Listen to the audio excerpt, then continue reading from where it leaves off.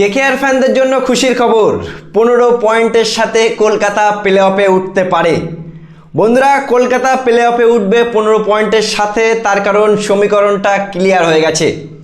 আমরা প্রথমে ভাবছিলাম কেকেআর ভাই কোয়ালিফাই করতে পারবে না, কিন্তু এখন দেখছি 15 পয়েন্টের সাথে কলকাতা কোয়ালিফাই করতে পারে প্লে অফে।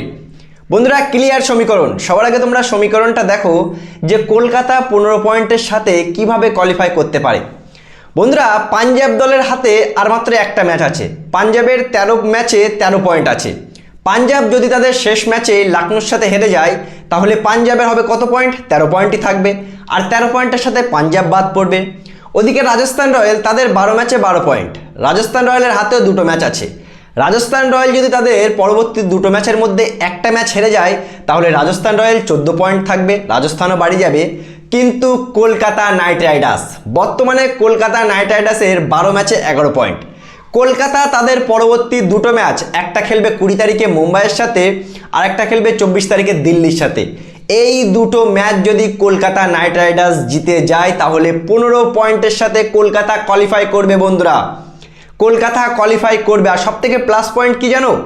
কলকাতা এই যে মুম্বাই আর দিল্লির সাথে লাস্ট 2টো ম্যাচ খেলবে, এই 2টো ম্যাচই হবে কলকাতার home ground Eden গার্ডেন্সে।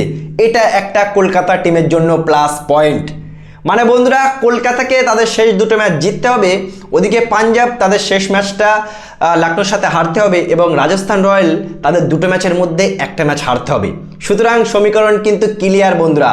Kolkata night রাইডার্সের হাতে এখন পুরো স্পষ্ট ক্লিয়ার যে এই লাস্ট 2টো ম্যাচ মুম্বাই আর দিল্লিকে হারালেই, আর ওদিকে যদি ভাগ্য একটু সাপোর্ট করে, রাজস্থান যদি 2টো ম্যাচের মধ্যে একটা ম্যাচ হেরে যায়, বা পাঞ্জাব যদি তাদের শেষ ম্যাচটা হেরে যায়, তাহলে কিন্তু কেল্লা ফতে কলকাতা 15 পয়েন্টের সাথে কোয়ালিফাই করবে।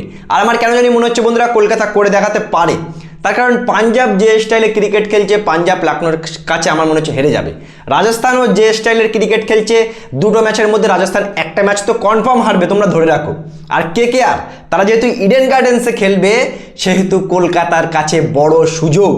আমি চাই বন্ধুরা, কলকাতা যেন বাদবাকি 2টো ম্যাচ জিতে 15 পয়েন্টের সাথে কোয়ালিফাই করে। ক্লিয়ার সমীকরণ বন্ধুরা। কেকেআর প্লে অফে উঠছে, কেকেআরকে জাস্ট 2টো ম্যাচ জিততে হবে বন্ধুরা। কি বলো বন্ধুরা, কলকাতা নাইট রাইডার্স কি 15 পয়েন্টের সাথে প্লে অফে উঠতে পারবে? তোমাদের কি মনে হয়? অবশ্যই জানাবে কমেন্ট করে। ভিডিওটি ভালো লাগলে শেয়ার করে চ্যানেলটি অবশ্যই সাবস্ক্রাইব করে দেবে।